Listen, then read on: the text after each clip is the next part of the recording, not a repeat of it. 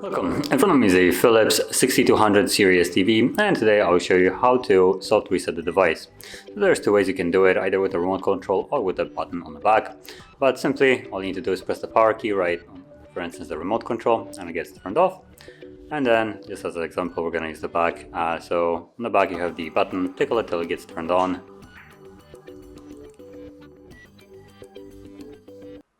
After pressing it, you just need to wait a little bit. It takes a little bit to get turned on.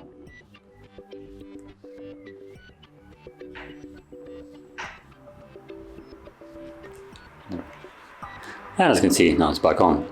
So if you found this very helpful, don't forget to hit like, subscribe, hit that bell icon to get notifications about the upcoming videos, and thanks for watching.